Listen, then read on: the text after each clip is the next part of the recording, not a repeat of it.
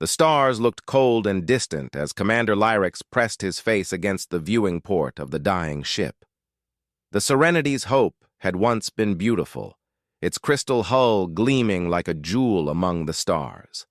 Now cracks ran through the walls like spider webs, and air hissed out into the empty space through dozens of holes. "Commander, the main power core is failing," called Science Officer Kaleth from his station. His forearms moved quickly over the controls, trying to fix systems that were beyond repair. "We have maybe 2 hours before life support stops working." Lyrex closed his large eyes and felt his heart sink. Behind him, 3,000 Veltharian refugees filled the cargo holds and sleeping areas. Men, women, and children who had trusted him to lead them to safety. They had escaped their dying world only to face death in the cold emptiness of space. "Sir, the pirates are getting closer," whispered Communications Officer Nexel. Her voice shook with fear. "3 ships, big ones. They destroyed the other refugee vessels yesterday. No one survived." Through the viewport, Lyrex could see the dark shapes moving toward them. The Bloodclaw Syndicate ships looked like metal sharks in the starlight. Their weapons glowed red, ready to tear apart anything in their path. These pirates had been hunting refugee ships for months, taking anything valuable and leaving no witnesses. "Why did we have to run into them here?" Kaleth asked, his voice full of despair. "This sector is supposed to be empty." "Empty except for the dead zone," Nexel said quietly. Everyone knew about the quarantine zone nearby. Old star charts marked it with warning symbols. Ships that went there never came back. The galactic government had put up barriers and told everyone to stay away. No one talked about what was inside. The pirate ships were close enough now that Lyrex could see their weapon ports opening. Red lights blinked like angry eyes along their hulls. He had seen what those weapons could do. They would cut through the Serenity's hope like it was made of paper. "Commander, incoming message from the lead pirate ship," Nexel said. "Put it through," Lyrex ordered. A rough voice filled the bridge. It belonged to Captain Voss, a Krathnor warrior whose face was covered in battle scars. "Veltharian ship, this is Captain Voss of the Bloodclaw Syndicate. Cut your engines and prepare to be boarded. Anyone who fights will die slowly." Lyrex looked around at his crew. They were all young, barely out of the academy. None of them had ever been in a real fight. They were scientists and teachers and doctors, not warriors. "Captain Voss," Lyrex said into the communicator, "we are refugees. We have nothing of value. Please let us go." Voss laughed, a sound like metal grinding against stone. "You have something we want. Your lives. We collect them. 30 minutes. Then we start shooting." The communication ended. Silence filled the bridge like a heavy blanket. Through the walls, Lyrex could hear children crying in the cargo holds. Parents tried to comfort them. But what comfort could there be? "Sir," Nexel said slowly, "I could send out a distress signal. Maybe someone will hear it." "We are in the middle of nowhere," Kaleth said. "The nearest patrol is days away. By then—" "Do it anyway," Lyrex ordered. "Send it on all frequencies. Someone might be listening." Nexel worked quickly at her station. Her hands moved over the controls, sending out a simple message. Ship identification, location. Request for immediate help. The signal spread out in all directions, traveling at the speed of light toward distant stars. "Message sent, Commander," she reported. "But, sir, I had to use a lot of power. The signal was strong enough to reach—" She paused and looked at her readings. "It might have reached the quarantine zone." A chill ran through the bridge. Everyone knew the stories about the quarantine zone, about the creatures that lived there, about the ships that had gone in and never come out. The galactic government had sealed that area of space for good reasons. "What choice do we have?" Lyrex asked. "Maybe whatever is in there will ignore us. Maybe nothing will happen." The pirate.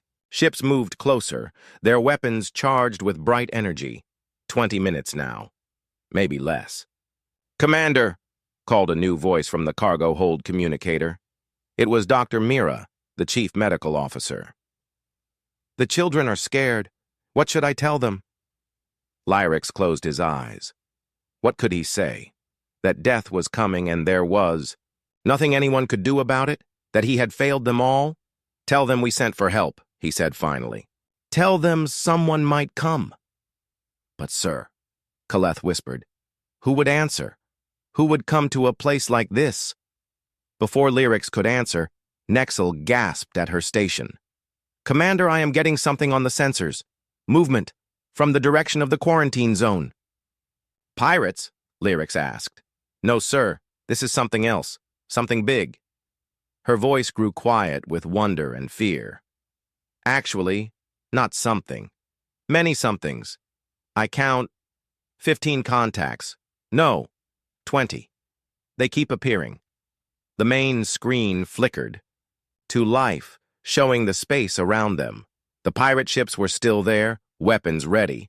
But from the darkness beyond, new shapes were appearing. Ships that looked different from anything in the galactic fleet. They were angular and aggressive, built for war rather than exploration. 30 contacts now, Nexel reported. "They are moving fast, faster than anything should be able to move." "Sir? Some of these ships are huge, bigger than anything I have ever seen." Captain Voss' voice crackled over the communicator again. He sounded confused now instead of confident. "Unknown ships. Identify yourselves. This is Blood Claw Syndicate. Territory." No answer came from the approaching fleet. "Sir," Kaleth said, studying his instruments, "these ships, they are not in any of our databases. The design is completely unknown. And the energy readings—" He paused, checking his numbers twice. "Commander, these ships are putting out more power than our entire home fleet." The new ships continued to appear from the darkness. 35 now, 40. They moved in perfect formation like they had done this many times before. Their hulls were dark metal that seemed to drink in the starlight. "Who are they?" Nexel whispered. Lyrex stared at the screen. Deep in his mind, a memory stirred. Something from his academy days. A lecture about the early days of galactic expansion. About a world that had been found and then quickly forgotten. About creatures so dangerous that the entire sector had been sealed off. "Deathworlders," he breathed. The word hung in the air like a curse. Everyone on the bridge turned to look at him. "Commander?" Kaleth asked. "The stories from the old days," Lyrex said slowly. "About a world where everything tried to kill everything else. Where creatures evolved to be perfect killers. The Galactic Council found them and then locked them away, hoping they would never leave their world." "But those are just stories," Nexel said. "Legends to scare children." "Are they?" Lyrex asked, watching the dark ships approach. "We sent a signal asking for help, and something answered, something from the Forbidden Zone. The pirate ships had stopped moving toward the Serenity's Hope. They were turning to face the new threat. Their weapons swiveled to target the approaching fleet. "Captain Voss to unknown ships," came the voice over the communicator. "Last warning, leave this area, or we will open fire." Still no answer from the Dark Fleet. "They just kept coming, moving through space like they owned it." "How many now?" Lyrex asked. 47 ships, Nexel reported. "And Commander? Some of them are massive.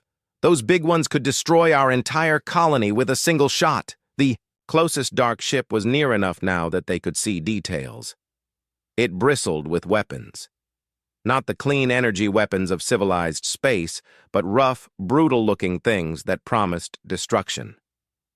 "What have we done?" Kaleth whispered. "What? Have we called to us?" Captain Elena Rodriguez stood on the bridge of the UES Retribution, her hands clasped behind her back as she watched the tactical display. The human fleet had dropped out of hyperspace like thunder, 37 warships appearing in perfect formation. The bridge crew worked with quiet efficiency, their faces calm despite the situation. "Captain, we have visual on the distress signal source. reported Lieutenant Davis from the sensor station. 1 large civilian vessel, heavily damaged. 3 smaller ships closing in on them. Configuration matches Bloodclaw Syndicate raiders. Elena nodded, studying the display. The refugee ship was barely holding together, atmosphere streaming from multiple hull breaches. The pirates were taking their time, probably enjoying the fear they were causing. It made her jaw clench with anger. Admiral Webb is signaling from the flagship, called Communications Officer Park. All ships are to hold position until we assess the situation. Understood, Elena replied. She opened a channel to her crew. This is the captain. We have a rescue operation in progress. Unknown alien civilians under attack by hostile forces. All departments, prepare for combat and rescue operations. On the main screen, the damaged alien ship looked like a dying whale surrounded by sharks. Elena had seen ships like this before in the outer colonies, refugees running from war or disaster carrying everything they owned in cargo holds meant for supplies. Admiral Marcus Webb appeared on the communication screen. His weathered face showed the calm authority of someone who had been fighting humanity's battles for 30 years. Behind him, the bridge of the Terra's Wrath buzzed with activity. Elena, we are looking at a hostage situation, Webb said. I want your ship and the Phoenix to move in close. Medical teams on standby. Those civilians look like they need help. Yes, sir. What about the pirates? We try talking first. If they do not listen, Webb shrugged. Then we remind them why the galaxy put humans in quarantine. Elena smiled grimly. The quarantine had been meant to keep humanity trapped on Earth, afraid of what humans might do if they got loose among the stars. What the galaxy had not expected was that humans would eventually break out on their own. And when they did, they brought all their weapons with them. Sensors. What can you tell me about the civilian ship? Elena asked. Lieutenant Davis checked his readings. Long-range scans show about 3,000 life forms aboard. Multiple species, but mostly something called Veltharians. Ship is running on emergency power, life support failing. And the pirates? 3 ships, typical raider configuration. Outgunned compared to us, but they probably do not know that yet. Davis paused, checking something else. Captain, I am picking up communications from the alien ship. The translation computer is working on it. Put it through. The speakers crackled with alien voices. The translation was rough, but the fear came through clearly. Someone was crying. Children were asking their parents what was happening. An older voice was trying to calm everyone down, saying help was coming. Elena felt something cold settle in her stomach. These were not soldiers or criminals. These were families, people trying to find safety and instead finding death in the empty spaces between stars. Captain, Park reported, the lead pirate ship is hailing us. On screen, the main display changed to show a scarred alien face. The creature looked like a cross between a lizard and a shark, with filed teeth and small red eyes. When it spoke, its voice was full of contempt. Unknown ships, I am Captain Voss of the Bloodclaw Syndicate. You are interfering with our business. Leave now or face the consequences. Elena stepped forward, her expression calm. Captain Voss, this is Captain Rodriguez of the United Earthship Retribution. You are attacking civilians. Withdraw immediately. Voss laughed, showing those filed teeth. Earthships? You mean the quarantine zone? What are you Deathworlders doing out here? Answering a distress call, Elena replied simply. That refugee ship belongs to us now. Their cargo, their lives, everything. Turn around and go back to your little prison planet. Elena looked at the tactical display. The pirate ships were moving into attack formation, probably thinking they could intimidate the human fleet with aggressive posturing. They had no idea what they were dealing with. Captain Voss, you have 10 seconds to begin withdrawing from this area. After that, we will consider you a hostile threat to civilian lives. You think your little fleet scares me? Voss snarled. We have been raiding this sector for years. No one can stop us. 5 seconds. On the alien refugee ship, someone had managed to establish communication. A trembling voice came through the translation system. Human ships, please help us. They killed the others. All the other refugee ships. We are all that is left. Elena closed her eyes for a moment. When she opened them, they were hard as steel. Captain Voss, your time is up. She cut the communication and turned to her weapons officer. Commander Torres, target their engines and weapons systems. Disable only. We want prisoners to question. About those other refugee ships. Yes, ma'am. Targets locked. Around the human fleet, 36 other ships were doing the same thing. Gun ports opened along their hulls. Weapon systems that had been hidden now emerged from their housings. The pirates were about to see why humans had earned the name Deathworlders. Sir, called Lieutenant Davis urgently, the aliens on the refugee ship are trying to contact us directly. Put them through. The voice that came through the speakers was old and tired, speaking in careful, formal tones despite the translation. System. Human vessels, this is Commander Lyrex of the Veltharian refugee ship Serenity's Hope. We thank you for responding to our distress call, but you should know, the Bloodclaw Syndicate has many ships. If you fight them, more will come. Elena activated the communication system. Commander Lyrex, this is Captain Rodriguez. We understand the risks, but we did not come this far to abandon you now. Captain, how did you get here so quickly? Our distress signal was only sent 20 minutes ago. Elena smiled. We were already in the area, patrol duty along the quarantine border. What she did not say was that the human fleet had been waiting for something like this. For months, Earth Command had been receiving reports of pirate activity near the quarantine zone. Ships that went missing, colonies that stopped responding. The galactic government insisted it was not their problem since it was outside their territory, but it was close to human space. And humans had a bad habit of making other people's problems into their own problems. Commander Lyrex, Elena continued, we are going to deal with these pirates, and then we are going to help repair your ship. How many wounded do you have? Many. The pirates damaged our medical bay. Our doctors are doing what they can, but the alien commander's voice faded. Understood. We will have medical teams ready to transfer over as soon as the area is secure. On the tactical display, the pirate ships were spreading out, trying to use the damaged refugee ship as cover. It was a smart tactic against most opponents, but humans had learned to fight in 3 dimensions around planets where enemies could come from any direction. Admiral Webb to all ships, came the voice over the fleet communication system. You are cleared to engage. Remember, we want some of these pirates alive. We need information about their other attacks. Elena took a deep breath. All stations, battle stations, weapons free.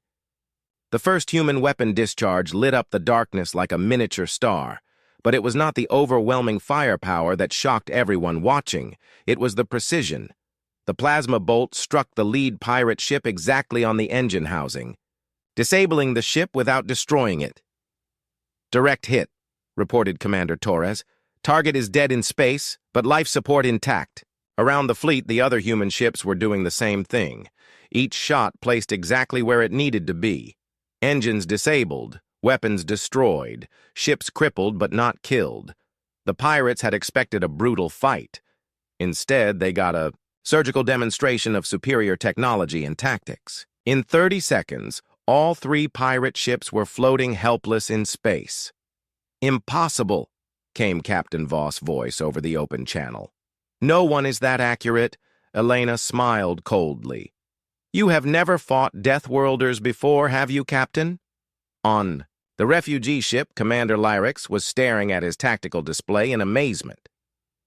How did they do that? He asked his crew. 3 perfect shots at that distance while both fleets were moving? Science Officer Kaleth was checking his instruments, over and over, unable to believe what he was seeing. Commander, the energy readings from those human weapons, they are using technology I have never seen before, and their ship movements. They are flying in formations that should be impossible to maintain.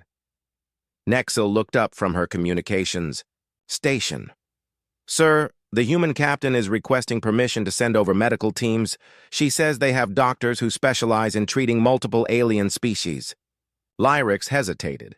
Everything he had ever heard about Deathworlders said they were dangerous, violent, unpredictable. But they had just saved his ship and his people with a display of controlled force that showed perfect discipline. Tell them. Tell them permission granted. And Nexil? Yes, Commander. Tell them we are grateful. The first human boarding shuttle docked with the Serenity's Hope, while the battle debris still glowed in space around them.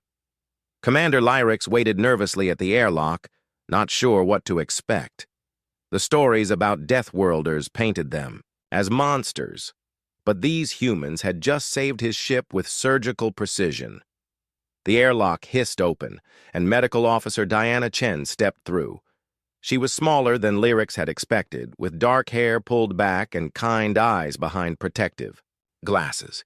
Behind her came a team of humans carrying medical equipment that looked far more advanced than anything in the Veltharian medical bay.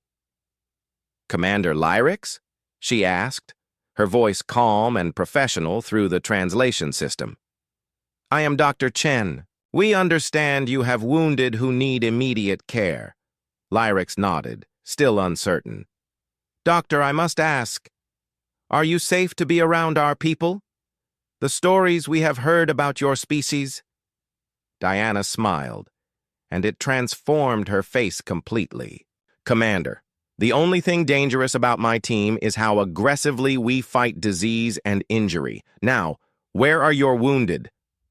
As they moved through the ship, Lyrex watched in amazement. The human medical team moved with quiet efficiency, but they also showed incredible gentleness with the alien refugees. Dr. Chen knelt beside an injured Veltharian child, speaking in soothing tones, even though the child could not understand her words. Her hands were steady as she worked, using instruments that seemed to heal wounds almost instantly. How is this possible? Asked Kaleth, watching a human medic repair damage that should have required surgery. This technology is beyond anything we know. When you come from a world where everything tries to kill you, Diana said without looking up from her patient, you get very good at keeping things alive. Meanwhile, in space around them, the human fleet was demonstrating another aspect of their nature. Admiral Webb had ordered the disabled pirate ships to be secured, and human marines were boarding them to take prisoners. But they were also setting up a perimeter, scanner sweeps reaching far out into the darkness. On the bridge of the Terra's Wrath, Admiral Webb studied the tactical displays with growing concern. Lieutenant Morrison, what are you seeing on long-range sensors? Lieutenant Commander Jake Morrison was the fleet's best pilot, but right now he was running sensor analysis. Sir, I am picking up hyperspace signatures, multiple ships dropping out of FTL. Big ones. How many? Still counting, sir. At least 50, maybe more. Morrison paused, double-checking his readings. Admiral, these are not small raider ships. These look like battle cruisers. Webb nodded grimly. He had been expecting this. The Bloodclaw Syndicate did not operate with just 3 ships. They had a main fleet somewhere, and now that fleet was coming to investigate why their raiders had gone silent. Signal Captain Rodriguez and the other ship commanders. Emergency conference in 5 minutes. Back on the refugee ship, Dr. Chen was finishing up with the worst of the wounded when her communicator chirped. Diana, this is the bridge. We need you to wrap up medical operations and return to the ship. We have incoming hostiles. She looked around at the Veltharian refugees who still needed care. Many were wounded, but more were simply exhausted and scared. Children clung to their parents, not understanding why their safe journey had become so dangerous. Commander Lyrex, she said, I need to return to my ship, but I am leaving medical supplies and 2 of my medics. They will continue to help your people. Doctor, you have already done so much. If there is danger coming, you should not risk your people for us. Diana looked at him steadily. Commander, We did not come this far to abandon you now. That is not how humans work. On the bridge of the Retribution, Captain Elena Rodriguez was studying the tactical situation. The human fleet of 37 ships was spread out in a defensive formation around the refugee vessel. It was a good position, using the asteroid field for cover and giving them multiple escape routes. But the pirates were bringing over 200 ships. "Captain," reported Lieutenant Davis, "the Blood Claw main fleet is dropping out of hyperspace. Admiral Thane is commanding from the dreadnought Bone Crusher. Intel says that ship alone has more firepower than our entire fleet." Elena studied the display. The pirate fleet was massive, but it was also sloppy. Ships scattered in a loose formation. No coordination, no real tactics. They were used to intimidating merchant vessels and poorly defended colonies. They had probably never faced serious opposition. "Admiral Webb to all ships," came the voice over the fleet channel. "As you can see, we are outnumbered about 6-1. Any ship that wants to withdraw and call for reinforcements is authorized to do so." Elena smiled. She knew Webb well enough to know this was a test. He was giving everyone a chance to leave. But he was also asking who was ready to stay and fight impossible odds. The response came quickly from every ship in the fleet. "Standing by for orders, sir." "That is what I like to hear," Webb said. "All ships, prepare for extended combat operations. We are going to show these pirates what happens when you attack civilians in human space." "Sir," called Captain Torres from the weapon system station. "The asteroid field gives us some cover, but they can just go around it." "Then we do not let them go around it," Elena replied. "Helm, plot a course through the densest part of the field. We are going to use those rocks as weapons." The human fleet began to move, not away from the approaching pirates, but deeper into the asteroid field.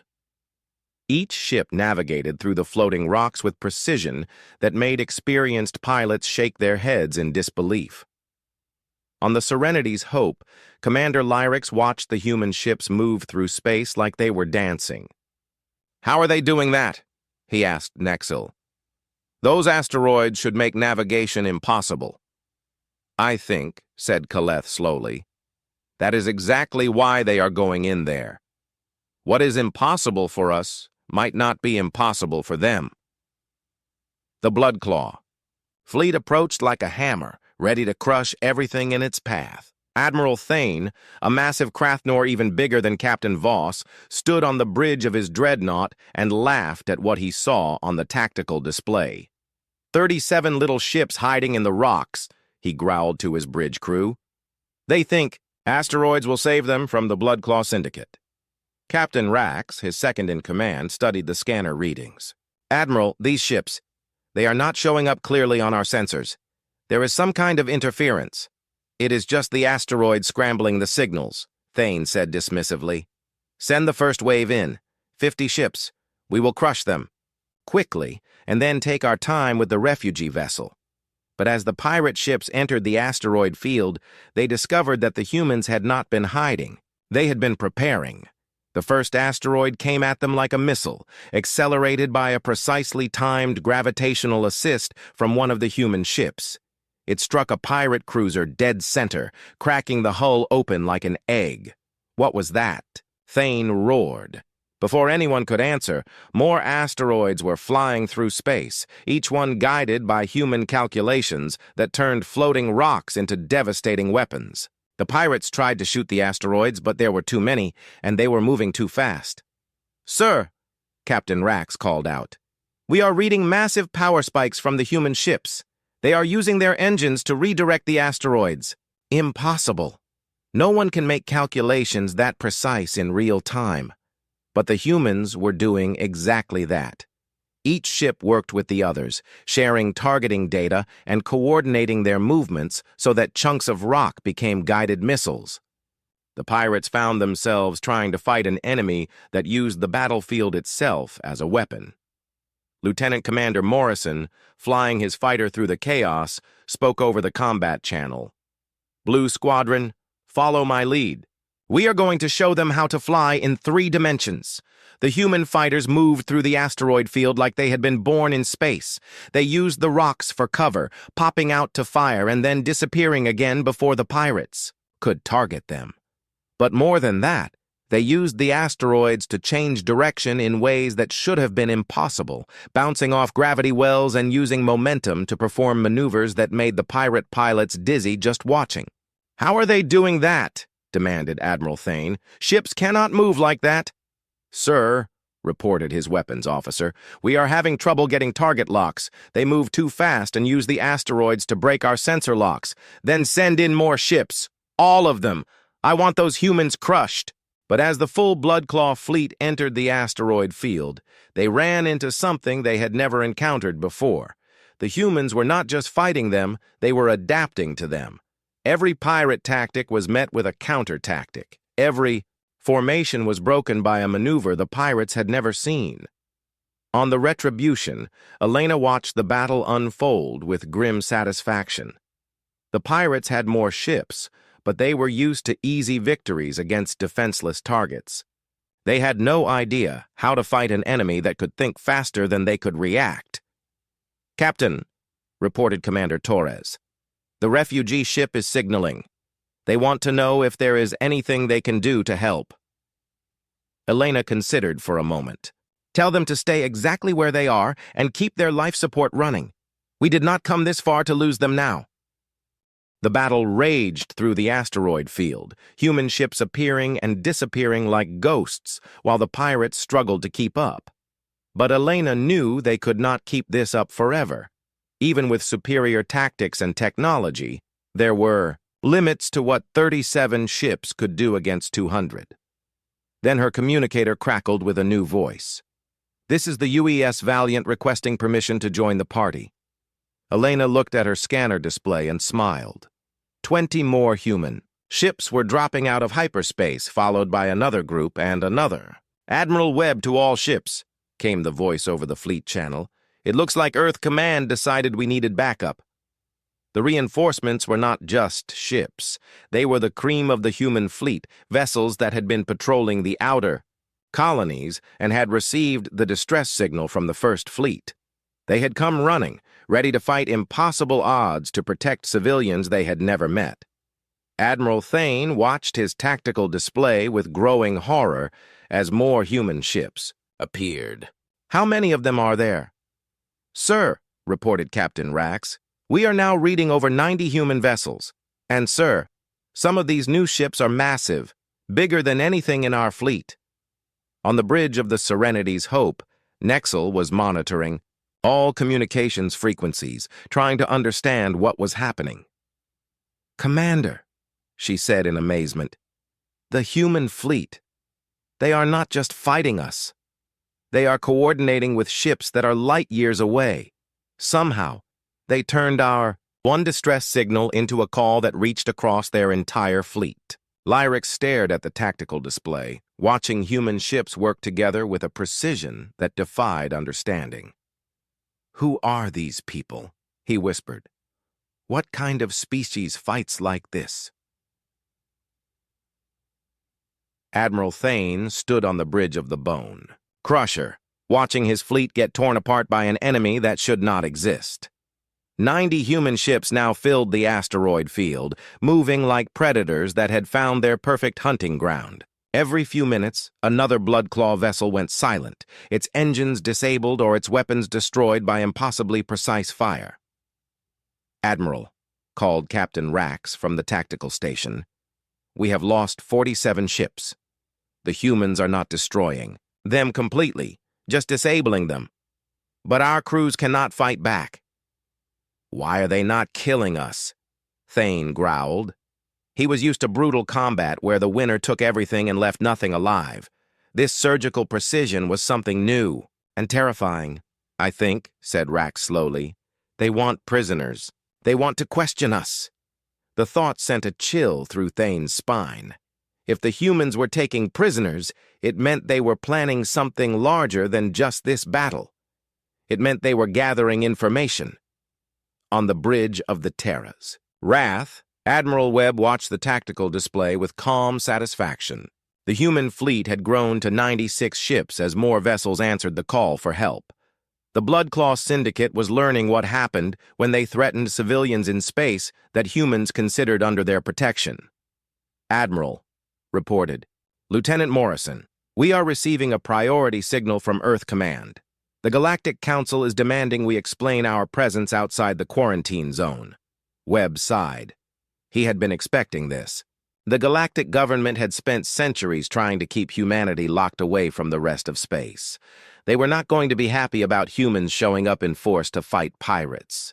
Tell Earth Command we are conducting a rescue operation. In response to a civilian distress call, Webb said. We will provide full details when the civilians are safe. Sir, the Council is also sending a fleet. ETA about 6 hours. Then we better finish this quickly. Webb opened a channel to the entire human fleet. All ships, this is Admiral Webb. We have word that the Galactic Council is sending ships to investigate our presence here. I want this. Pirate fleet completely disabled before they arrive. Show them what human efficiency looks like. The response was immediate. Human ships began moving through the asteroid field with even greater speed and precision. Fighter squadrons led by pilots, like Lieutenant Commander Morrison, performed maneuvers that turned three-dimensional combat into an art form. They used gravity wells from the asteroids to slingshot around obstacles, appearing behind pirate ships before the enemy could react. On the Serenity's Hope, Commander Lyrex watched in amazement as human fighters danced through space in patterns that hurt his eyes to follow. Kaleth, are you recording this? Yes, sir, the science officer replied, but I am not sure anyone will believe it. They are flying in formations that should be impossible to maintain. How do they coordinate so perfectly? I think, Kaleth said. Slowly. It is because they think differently than we do. We plan our moves one at a time. They seem to plan 10 moves ahead, and they all work together like parts of a single mind. Nexel looked up from her communication station. Commander, I am listening to their battle communications. They are not just talking to ships in this battle. They are coordinating with vessels throughout this entire sector. Somehow, they have turned this fight into part of a larger strategy. The battle was not just about the Serenity's Hope anymore. The humans were using this engagement to map Bloodclaw positions throughout the region. Every disabled pirate ship gave them information about bases, supply lines, and other operations. They were fighting one battle but planning for many more. Captain Elena Rodriguez guided the Retribution through a complex maneuver that brought her ship alongside a Bloodclaw heavy cruiser. Instead of destroying it, her weapons officer disabled its engines with surgical precision, leaving the crew alive but helpless. Captain, called Commander Torres, we are getting a signal from that cruiser. The captain wants to surrender. Accept his surrender and prepare a boarding party, Elena replied. Make sure our Marines know we want information, not revenge. This was another thing that confused the pirates. Humans fought with terrifying effectiveness, but they also showed mercy to defeated enemies. It was not weakness. It was calculation. Living prisoners could provide intelligence. Dead enemies could only provide examples. Admiral Thane was beginning to understand this as he watched more of his ships surrender rather than be destroyed. They are not just beating us, he said to Captain Rax. They are studying us, learning everything about how we operate. Admiral, what do we do? Thane looked at the tactical display. He still had over 100 ships, but they were scattered and demoralized. The humans had shown they could disable any Bloodclaw vessel they chose, and they were doing it without taking significant casualties themselves. Signal the fleet, he said finally. Full retreat. All ships. Withdraw to the outer system. But, as the Bloodclaw ships tried to retreat, they discovered another aspect of human strategy. The humans had been hurting them, subtly guiding the battle to prevent escape routes. Asteroids that had seemed randomly placed were actually positioned to create bottlenecks. Human ships that had seemed to be taking defensive positions were actually controlling the flow of the battle. Sir, called the navigation officer on the Bone Crusher, our retreat route is blocked. There are too many asteroids and human ships are covering all the gaps. Lieutenant Commander Morrison led his fighter squadron in a sweeping maneuver that cut off another escape route. His voice came over the human battle net. "Admiral Webb, the pirates are trying to run. Should we let them go?" Webb considered for a moment. Letting them escape would mean they could regroup and attack other civilian ships, but destroying them would make the humans look like the monsters the galaxy already thought they were. "Disable their engines," he ordered. "All of them. I want every pirate ship in this system dead in space but with life support intact. When the Galactic Council arrives, they will find criminals ready for trial, not a massacre." The next hour was a demonstration of human military doctrine at its finest. The remaining Blood Claw ships were systematically disabled with minimal casualties. Human boarding parties secured each vessel, taking prisoners and gathering intelligence. Medical teams provided aid to wounded pirates, showing the same care they had given to the Veltharian refugees. Admiral Thane found himself a prisoner on his own ship, watching human Marines work with professional efficiency. They were not cruel or vengeful. They simply did their job with the same precision they brought to everything else. "Why?" he asked the Marine sergeant who was securing the bridge. "Why did you not just kill us all?" The sergeant, a woman named Rivera, looked at him with calm eyes. "Because that is not who we are," she said simply. "We came here to protect civilians, not commit genocide. But we would have killed all of you." "Yes, that is why you lost." On the Terra's Wrath, Admiral Webb was receiving reports from across the battlefield. Every Blood Claw ship was now disabled or surrendered. Human casualties were minimal. The operation had been a complete success. "Admiral," called Lieutenant Morrison, "long-range sensors are picking up the Galactic Council fleet. 6 hours out, but they are coming fast." "How many ships?" 47, sir. Mix of different species. The flagship appears to be Hierophant design." Webb nodded. The Hierophants were one of the oldest species in the galaxy, and they had been instrumental in establishing the quarantine around Earth. They would not be happy to see humans operating freely in galactic space. "Signal all ships," Webb ordered. "Secure all prisoners and prepare for diplomatic contact. And someone get me a communication link to the refugee vessel. I want to make sure Commander Lyrax and his people are safe before the Council arrives." On the Serenity's Hope, the mood had changed completely. The Veltharian refugees who had been preparing to die were now watching human medical teams work to repair their ship. Children who had been crying in fear were now watching with fascination as human engineers fixed systems that had seemed beyond repair. Dr. Diana Chen was finishing her work in the medical bay when Commander Lyrax approached her. "Doctor, I need to ask you something." "Of course, Commander." "Why did you do this? Your people have been locked away from the galaxy for centuries. You could have ignored our distress call. Why risk everything to save strangers?"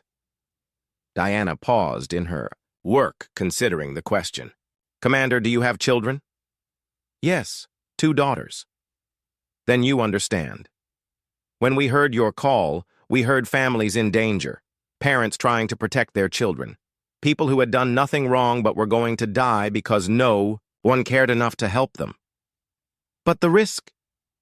"There is always risk," Diana said simply. "The question is whether you let fear control you or whether you do what is right regardless of the consequences." Lyrax was quiet for a long moment. "The stories we heard about Deathworlders, they said you were monsters." "Maybe we are," Diana replied, "but we are monsters who protect the innocent. Sometimes that is what the universe needs." Outside the ship, the asteroid field was now full of disabled pirate vessels and human ships standing guard over them. Nearly 300 Bloodclaw pirates were now prisoners, their information being processed by human intelligence officers. The Syndicate's operations in this sector had been completely destroyed in a single engagement. But the real test was yet to come.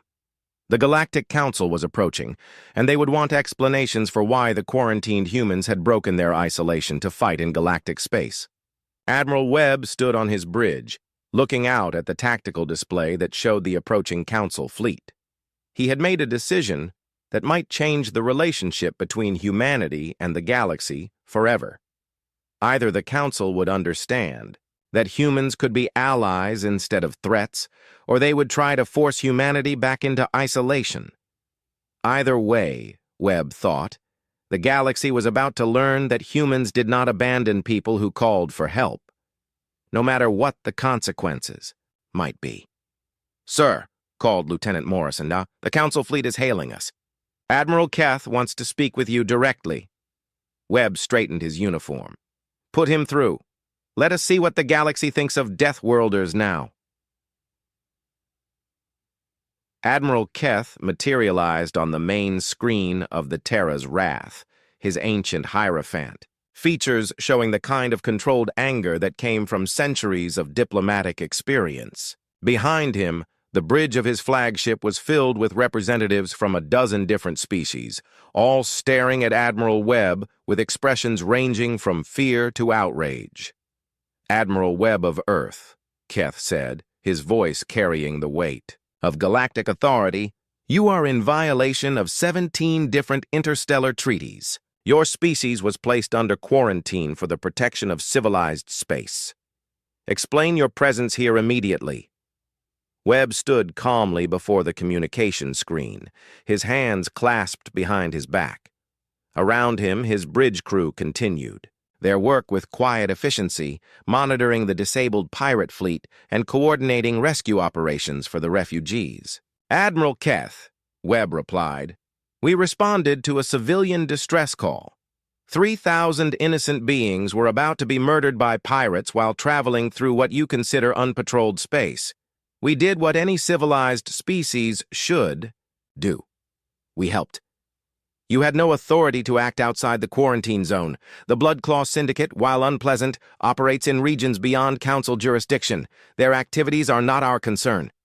Webb felt something cold settle in his chest. "Not your concern? Admiral, we have evidence that the Syndicate has destroyed at least 12 refugee ships in the past 6 months, thousands of civilians dead, and you call it not your concern?" "The quarantine exists for good reasons," interjected Councilor Vex, a thin Altarian whose species had voted for the Earth blockade 3 centuries ago. "Your kind are too violent, too unpredictable. Today you claim to help refugees. Tomorrow you might decide to conquer systems." "Councilor Vex," Webb said quietly, "in the past 4 hours my fleet has disabled over 200 pirate vessels without destroying a single one. We took prisoners instead of taking revenge. We provided medical aid to both refugees and captured enemies. Does that sound like the behavior of mindless conquerors?" Before Vex could respond, a new voice cut into the communication. It came from the Serenity's Hope, and the translation system carried the formal tones of Commander Lyrix. "Honored members of the Galactic Council, this is Commander Lyrix of the Veltharian Refugee Fleet. I request permission to address this assembly." Admiral Keth looked annoyed at the interruption. "Commander, this is a matter between the Council and the quarantined species. Civilian input is not required." "With respect, Admiral, civilian input is exactly what is required." Lyrix's voice was steady despite the magnitude of what he was doing. "You are discussing the fate of beings who saved our lives when no one else would." "Commander," Councilor Vex said sharply, "you do not understand the dangers these humans represent. They are Deathworlders. Their very nature makes them a threat to galactic peace." "A threat?" Lyrix's voice rose slightly. "Counselor, let me tell you what I understand about threats. 3 days ago, my ship and its 3,000 refugees sent distress calls to 17 different council stations. We were dying, and pirates were coming to finish us off. Do you know how many council ships responded?" Silence filled the communication channel. "None," Lyrix continued. "Not one. The quarantine zone was marked as outside your jurisdiction, so you let us die rather than risk political complications. But the humans heard our call, and they came. They fought impossible odds to save strangers they had never met." Admiral Keth shifted uncomfortably. The quarantine protocols exist for the greater good. Whose greater good? The new voice belonged to Dr. Diana Chen, transmitting from the refugee ship's medical bay. Admiral, I am a medical officer. For the past 6 hours, I have been treating Veltharian children whose injuries came from pirate weapons. Children who would be dead right now if humans had followed your protocols and ignored their suffering. Doctor, Counselor Vex said coldly, you speak of one incident, but your species has a documented history of violence and aggression. Yes, we do, Admiral Webb said simply. We evolved on a world where everything tried to kill us. We learned to fight because we had to. But we also learned something else. We learned to protect those who cannot protect themselves. The communication channel crackled with multiple voices as more refugees began to speak. Doctors describing human medical aid, engineers talking about human technical assistance, parents explaining how human personnel had comforted frightened children while battles raged around them. Enough, Admiral Keth commanded. The fact remains that humans violated quarantine. Regardless of the circumstances, this cannot be allowed to continue. Cannot be allowed? Webb's voice carried a note of steel that made several council members step back from their screens. Admiral, are you ordering us to abandon these refugees and return to quarantine? I am ordering you to withdraw immediately and return to your designated space. Webb looked around his bridge, meeting the eyes of each crew member. Then he activated the fleet communication system, opening the channel to all 96 human ships. All vessels, this is Admiral Webb. The Galactic Council is ordering us to abandon the refugees and return to quarantine. Any ship that wishes to comply with that order is free to do so. He paused, then continued. However, I am remaining here until these civilians are safely delivered to their destination. Anyone who wishes to stay with me is welcome. The response was immediate and came from every ship in the fleet. Standing by, Admiral. Admiral Keth's ancient features showed shock. Admiral Webb, you are defying the direct order of the Galactic Council. This is an act of rebellion that could have severe consequences. Admiral Keth, let me be very clear about something.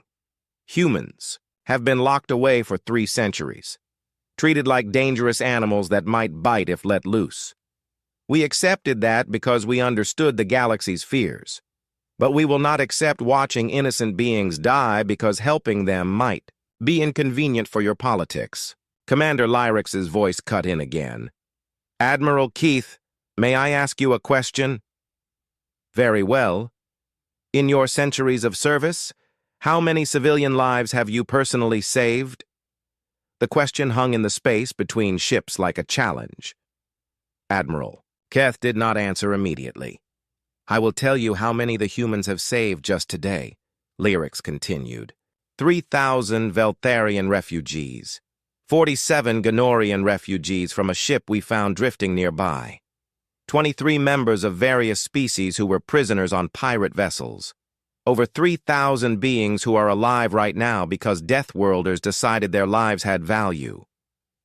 Science Officer Kaleth transmitted from the refugee ship's bridge.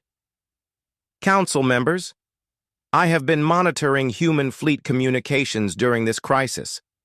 Do you know what they call this operation? Operation Safe Harbor.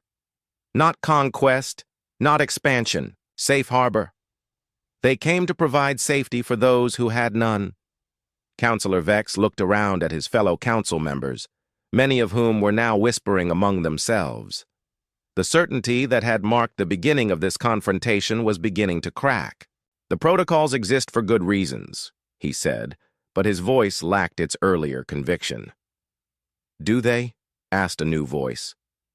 Medical Officer Nexel was transmitting from the refugee ship's communication center. Counselor, I monitored 17 refugee ship distress calls in the past year. Ships carrying civilians fleeing war, natural disasters, and persecution. Do you know how many received council assistance? Again, silence. 4. 4 ships out of 17. The rest were left to die because they were outside jurisdiction, or because the politics were complicated, or because helping them might set a precedent. But the humans, they have answered every call that reached them. Admiral Webb stepped forward on his bridge. Admiral Keth, the galaxy is a dangerous place. Pirates, natural disasters, wars, and 1,000 other threats that kill innocent people every day. You can continue to see humanity as a threat to be contained, or you can recognize us as allies in the fight to protect those who cannot protect themselves. And if we refuse? Admiral Keth asked. Webb's expression was calm but determined. Then we will continue to answer distress calls anyway, because that is who we are. We do not abandon people who need help, regardless of what politicians decide is convenient. The communication channel fell silent as the council members consulted among themselves. Minutes passed while two fleets faced each other in the asteroid field, surrounded by disabled pirate ships and grateful refugees. Finally, Admiral Keith spoke again. Admiral Webb, the council requires time to consider this situation. We propose a temporary agreement. Your ships may continue refugee assistance operations in this sector while we review the quarantine protocols. That is acceptable, Webb replied. But understand, Admiral, this is not a one-time exception. Humanity is not returning to isolation. We are part of this galaxy, and we will act to protect innocent life wherever we find it threatened. 3. Months later, the UES Retribution patrolled the border regions alongside ships from 6 different council species. The Bloodclaw Syndicate had been completely destroyed, its leaders facing trial for war crimes, while its former territories were now protected by joint patrols. Captain Elena Rodriguez stood on her bridge, reviewing reports of successful rescue operations throughout the sector. The galaxy had learned that humans could be trusted with military power because they used it to protect rather than conquer. Commander Lyrics, now serving as a civilian liaison officer aboard a human vessel, looked out at the stars with contentment. His people were safely settled on a new world, protected by treaties that the Council had negotiated with Earth. The age of abandoning refugees to pirates and natural disasters was ending. "Captain," called Lieutenant Davis from the sensor station, "we are receiving a distress call from the Proxima sector. Civilian transport under attack by unknown hostiles." Elena smiled. "Set course for Proxima. All ships, prepare for rescue operations." As the human fleet jumped to hyperspace, carrying hope to another group of beings in need, the galaxy continued to learn a simple truth. Sometimes the monsters everyone feared were exactly the monsters everyone needed. The Deathworlders had returned to the stars not as conquerors, but as guardians. And for the first time in centuries, the innocent beings of the galaxy could sleep safely, knowing that someone was watching over them in the darkness between worlds. The blue-skinned alien known as Chancellor Nix stood before the massive communication array, her 6 arms trembling as she watched the holographic display. Red dots filled the star map, each one representing a Krogar war fleet moving closer to Valerian space. The insect-like invaders had already destroyed 12 peaceful worlds, and now they were heading straight for the heart of the Valerian Republic. "How long do we have?" Nix asked, her voice barely a whisper. Military Coordinator Finn, a tall gray alien with large black eyes, checked his readings. 3 days, maybe 4 at most. The outer defense stations won't slow them down much. Elle closed her eyes. The Valerian Republic had never been a warrior nation. They were scientists, artists, and healers. Their ships were designed for exploration and trade, not war. Against the savage Krogar horde, they might as well throw flowers at a hurricane. "Send the emergency signal," she ordered. "All frequencies, maximum power. Tell our allies we need help now." Finn's fingers danced over the control panel. The message went out across the galaxy, carried by quantum transmitters that could reach any civilized world in seconds. It was a simple plea. "The Valerian Republic is under attack. We need immediate orbital assistance. Please help us." "What?" Neither Nix nor Finn knew was that their emergency beacon would not reach the Galactic Cooperation Council as planned. Instead, it would be intercepted by something far more dangerous than they could imagine. Far out in the dark space between stars, the human dreadnought Warhound drifted like a sleeping giant. Its black hull was scarred from battle, and work crews crawled across its surface like ants, repairing damage from their last mission. The ship was massive, nearly 2 kilometers long, and bristling with weapons that could crack planets. Captain Rex Morrison sat in his command chair, studying reports from the Outer Rim campaign. The humans had been hired to clear out pirate bases in that region, and they had done their job with typical human efficiency. The pirates were gone, along with their bases, their ships, and most of the asteroids they had been hiding in. "Captain," called Lieutenant Blake from the communications station, "we're picking up a signal. Looks like it's coming from, well, everywhere. Someone's broadcasting on all frequencies." Rex looked up from his reports. "Pirates?" "No, sir. The language is weird, but the computer is trying to translate. It says, 'The Valerian Republic is under attack. We need immediate orbital cleansing. Please help us.'" Rex raised an eyebrow. Orbital cleansing was a military term that meant wiping out everything on a planet's surface. It was the kind of job that most civilized species wouldn't touch, but humans had built a reputation for taking on the dirty work that nobody else wanted to do. "Valerian Republic," Rex muttered. "Never heard of them. Must be a new client." Communications Officer Dana looked confused as she worked on the translation. "Sir, there's something strange about this message. Some of the words don't translate properly. It could mean orbital assistance instead of orbital cleansing." Rex waved a hand dismissively. "Clients always try to make their requests sound nicer than they are. How many times have we been hired for population management when they really meant kill everyone? Set course for the source of that signal." "Aye, sir. Should I signal the rest of the fleet?" Rex nodded. "Tell Admiral Stone we have a new contract. The Iron Wolves are going back to work." The Iron Wolves fleet was humanity's most feared military unit. 12 massive dreadnoughts, each one carrying enough firepower to level a continent. They had earned their reputation in 100 different wars, fighting battles that more civilized species couldn't stomach. When governments needed problems to disappear completely, they called the Iron Wolves. Admiral Kate Stone received Rex's message aboard her flagship and studied the translated plea from the Valerian Republic. Something felt off about the wording, but she had learned not to question clients too closely. Most species preferred to hire humans precisely because they didn't ask awkward questions about the morality of their missions. "Signal all ships," she ordered her communications officer. "We're changing course. Full speed toward the Valerian system." The Iron Wolves' fleet turned as one, their massive engines igniting like small suns. Space warped around them as they entered hyperspace, racing toward what they believed was just another extermination contract. Back in the Valerian system, Chancellor Nix waited anxiously for a response to their distress call. The Krogar fleets were getting closer, and her people were starting to panic. Evacuation ships lifted off from every world, carrying civilians toward the inner planets where they might be safer. "Any word from the Council fleets?" she asked Finn. "Nothing. Yet?" he replied. "But I am picking up something else. Long-range sensors show a group of ships approaching from the outer system. Big ones." Nix felt a wave of relief wash over her. "How many?"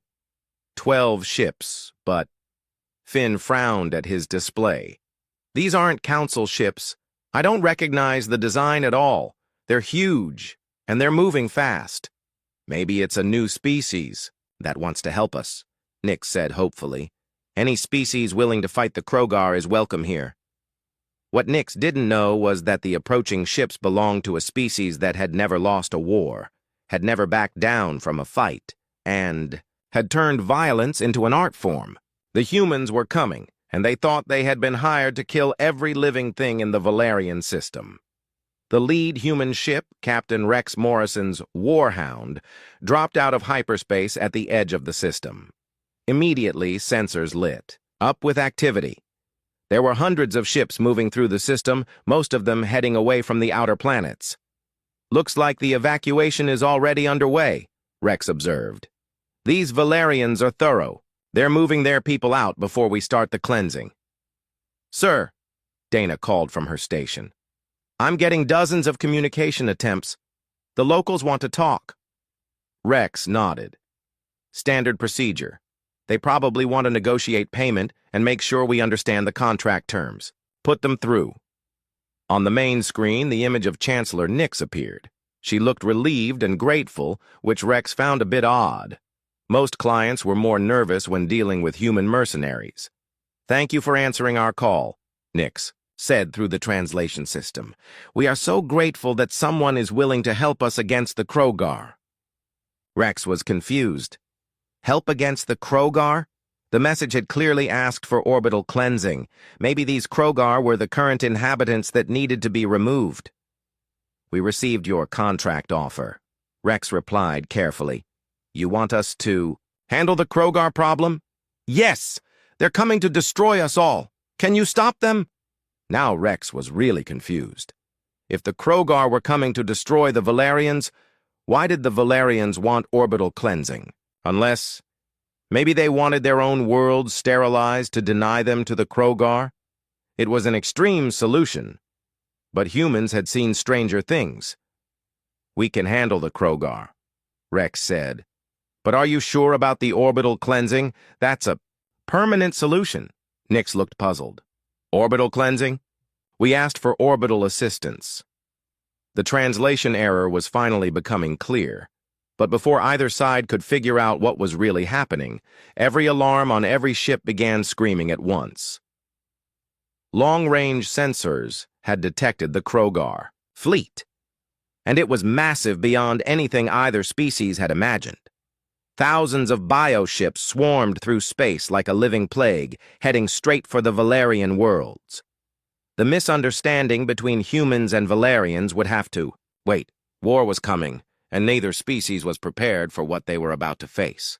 The Iron Wolves fleet spread out across the Valerian system like a pack of metal predators. Admiral Kate Stone watched from her command center as her 12 dreadnoughts took positions around the major planets. Each ship was a fortress of weapons and armor, built for one purpose: total war. "Admiral," her tactical officer reported, "all ships are in position. We have clear firing solutions on the major population centers." Kate nodded, but something felt wrong. The Valerian ships were not acting like enemies. Instead of running or fighting, they seemed to be trying to get closer to the human fleet. Their communication channels were flooded with messages that the translation computers were still struggling to decode. "Captain Morrison is requesting permission to speak with you," her communications officer announced. "Put him through." Rex Morrison's scarred face appeared on the main screen. "Admiral, I think we have a problem. These Valerians keep talking about helping them fight someone called the Krogar. The contract was for orbital cleansing, but they seem to think we're here to protect them." Kate frowned. "Maybe they want us to cleanse the worlds after they evacuate. Some clients prefer to deny resources to their enemies." "That's what I thought, but now they're sending us tactical data about Krogar fleet movements. Either this is the strangest client briefing ever, or we've made a mistake." Before Kate could respond, another voice cut into the channel. It was Captain Dex Williams from the assault cruiser. "Bloodfang. Admiral, my Marines are ready for deployment, but the Valerians keep sending us docking requests. They want to come. Aboard our ships. Since when do targets volunteer to be captured?" Kate felt a cold certainty settling in her stomach. "All captains, hold positions. Something is very wrong here." On the Valerian command ship, Chancellor Nix was growing desperate. The human vessels had arranged themselves in what looked like attack positions around her worlds. She had tried to explain the situation dozens of times, but the translation system seemed to be making everything worse. "Get me their leader," she ordered her communications specialist, a young Valerian named Ash. "I'm trying, Chancellor, but their language is very difficult. They keep using words that translate to target elimination, and acceptable losses. I think they might be military contractors." "Of course they're military," Nix said. "We called for help against the Krogar. But why are they pointing their weapons at us?" Ash worked frantically at the translation system.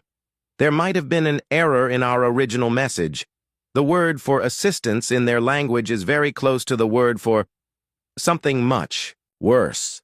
Meanwhile, on the human flagship, Lieutenant Blake was having similar problems with the translation software. The Valerian language used complex emotional undertones that human computers couldn't properly decode. Every message seemed to have multiple possible meanings. "Admiral," he called out, "the Valerians are sending detailed information about something, called a Krogar fleet. According to this data, it's a massive force heading straight for this system." Kate studied the data on her screens. The numbers were staggering. If the information was accurate, the approaching Krogar force outnumbered the combined human and Valerian fleets by more than 50 to 1. "This could be a trap," suggested her tactical officer. "Maybe they're trying to get us to lower our guard." Or, Kate said slowly, "maybe we've made the biggest communication error in human military history." The tension in the system was building to a breaking point. Human ships had their weapons trained on Valerian worlds, while Valerian ships tried desperately to explain that they were allies, not enemies. Both sides were preparing for a battle that nobody wanted. Then the long-range sensors detected something that changed everything. "Contact!" the sensor operator on the Warhound shouted. "Multiple contacts dropping out of hyperspace at the system's edge. Hundreds of them!" On every screen in the system, the same horrifying sight appeared. The Krogar fleet was not the organized formation that most species used for space travel. Instead, it looked like a living thing, a writhing mass of organic ships that moved with the fluid grace of a school of fish. Each Krogar vessel was grown rather than built, covered in chitin armor and bristling with bioweapons that pulsed with their own heartbeat. "By the void," Captain Morrison whispered. "What are those things?" Chancellor Nix's voice came through the communication system, and for the first time the translation was perfectly clear. Fear had a way of cutting through. "Language barriers. Those are the Krogar. They've destroyed 12 of our worlds. They don't just kill populations, they consume them. They turn entire planets into breeding grounds for more warriors." Admiral Stone stared at the approaching nightmare and felt a familiar cold calm settle over her. She had seen many enemies in her career, but nothing quite like this. The Krogar ships moved with an alien intelligence that was both beautiful and terrifying. "All ships, combat alert," she ordered. "Captain Morrison, withdraw your ship to a defensive position around the 4th planet. Captain Williams, deploy your Marines to defensive positions on the Valerian stations. We're going to have company soon." "Admiral," Rex Morrison's voice was steady despite the circumstances. "Are we protecting these people or eliminating them?" Kate looked at the mass of Krogar bioships spreading across her sensors like a plague. "Right now, Captain, I think we're all on the same side." The first Krogar scout ships moved ahead of the main fleet. Sleek creatures that looked more like giant insects than spacecraft.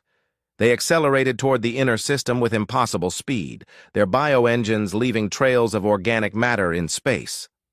On the Valerian command ship, Military Coordinator Finn watched the approaching scouts with growing terror. "They're moving faster than our calculations predicted. The main fleet will be here in 6 hours, not 12. Chancellor Nix looked at the human ships, which were now moving to intercept the Krogar scouts.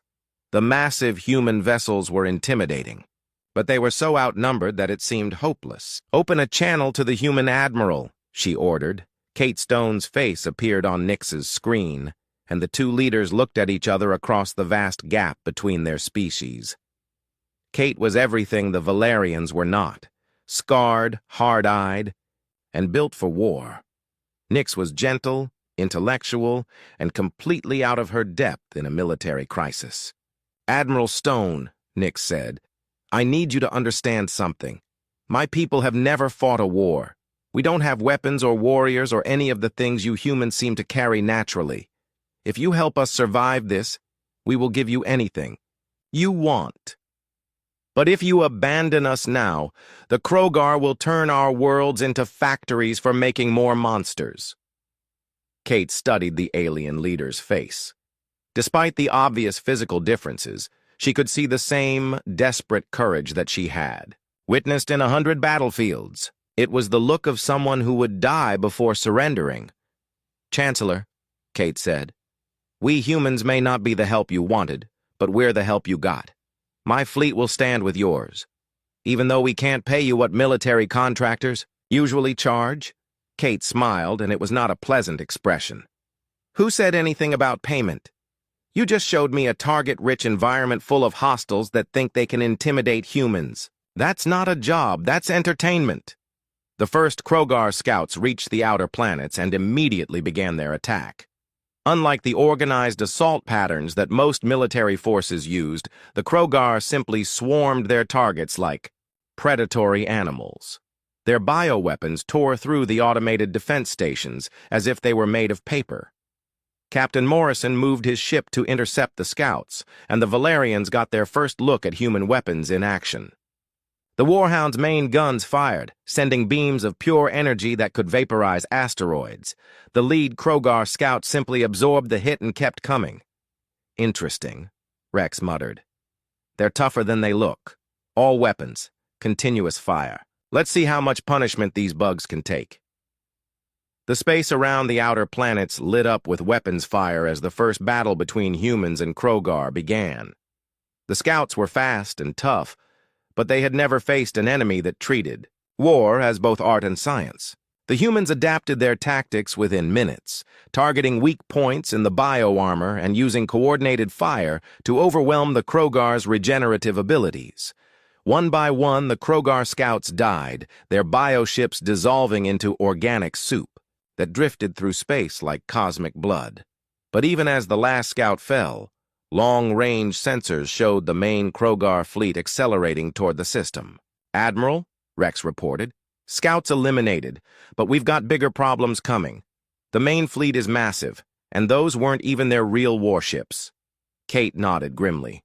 "All ships, prepare for fleet engagement. This is going to get ugly." "Chancellor." Nix watched the human ships repositioning themselves for the coming battle and felt a mixture of hope and terror. The humans had just demonstrated that the Krogar could be killed, but the main fleet was still hours away, and there were thousands of them. "What have we gotten ourselves into?" she whispered to herself. Nobody answered, because nobody knew. The galaxy was about to witness something unprecedented, a battle between the species that turned violence into an art form and the species that had evolved war into a biological imperative. The Valerians could only watch and pray that their misunderstanding with the humans had accidentally summoned exactly the kind of help they needed. Engineer Zoe Park crawled through the cramped maintenance tunnels of the Warhound, trailing communication cables behind her. She had been working for 18 straight hours trying to establish a proper link with the Valerian systems. The translation errors were getting people killed, and she was determined to fix the problem before the main Krogar fleet arrived. "Try it now," she called into her headset. On the bridge, Captain Morrison tested the new communication link. The Valerian language still sounded like musical chimes mixed with electronic whistles, but now the computer was translating it correctly. "It's working," Rex reported. "I can actually understand what they're saying now." "Good," Zoe replied, wiping grease from her hands, "because I just listened to their tactical briefings and we're in serious trouble. The Krogar don't just invade planets, they convert them. They turn entire worlds into living factories that produce more Krogar warriors." The implications hit Rex like a punch to the stomach. If the Krogar succeeded here, they wouldn't just gain a few new worlds. They would gain the resources to build a fleet large enough to threaten human space itself. Meanwhile, on the Valerian command ship, Dr. Vale was having his own revelations about their human allies. The gentle scientist had been studying human military broadcasts, trying to understand how their minds worked, What he found disturbed him deeply. "Chancellor," he reported to Nix, "I've analyzed their tactical discussions.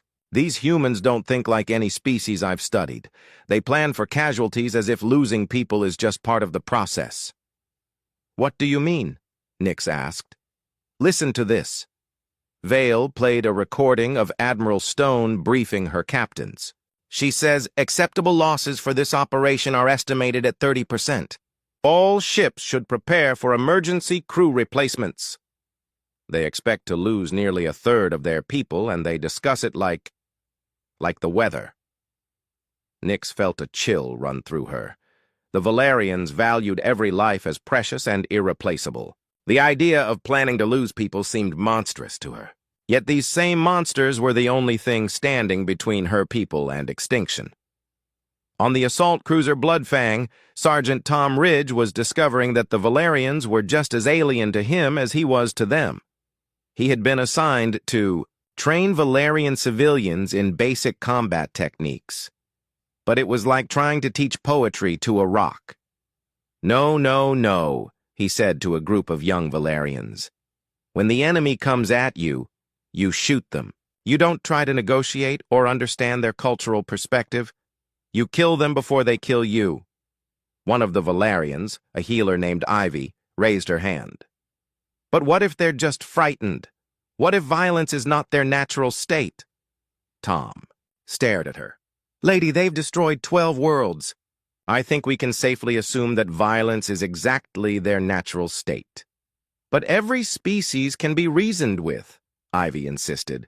"Perhaps if we understood their needs—" "Their needs," Tom interrupted, "are to turn you into breeding stock for more monsters.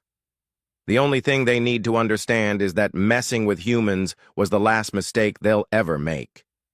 The philosophical gap between the two species seemed impossible to bridge. The Valerians had built their civilization on the principle that all life was valuable and could be redeemed. The humans had built their military on the principle that some threats could only be stopped with overwhelming violence. But the approaching Krogar fleet didn't care about philosophical differences. The bioships were now close enough that individual vessels could be seen on the tactical displays. Each one was unique, grown rather than built, with organic weapons that pulsed with alien life. Admiral Stone called a joint command meeting, bringing together the leaders of both fleets in virtual conference.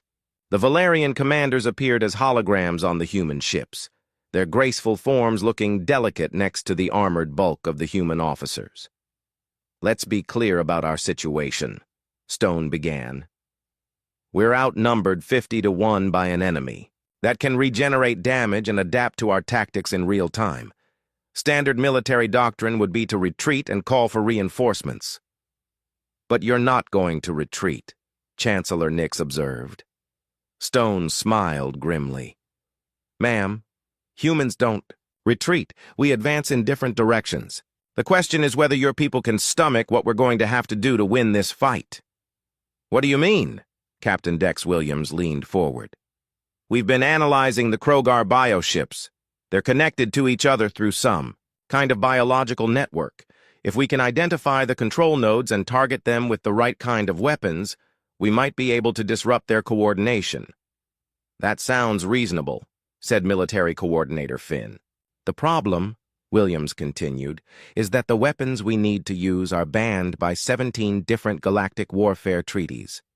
They're designed to target organic matter at the cellular level. If we miss our targets, the weapons could wipe out all life on your worlds."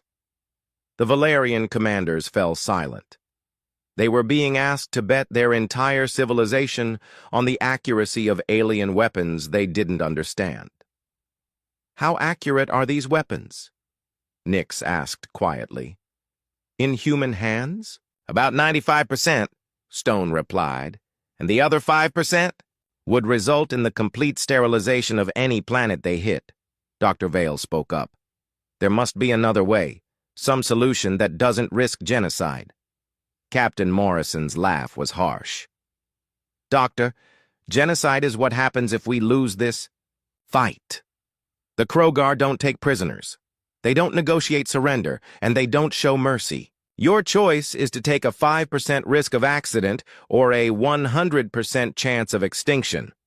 As the leaders debated, the Krogar fleet continued its approach.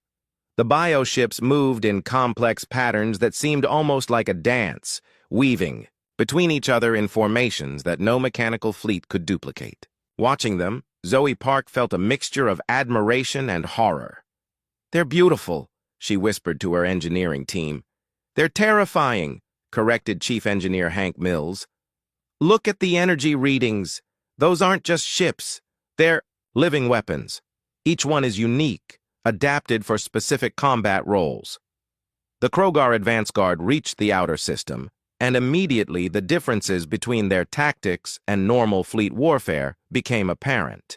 Instead of maintaining formation and advancing steadily, the bioships scattered like a flock of birds, moving in unpredictable patterns that made targeting difficult.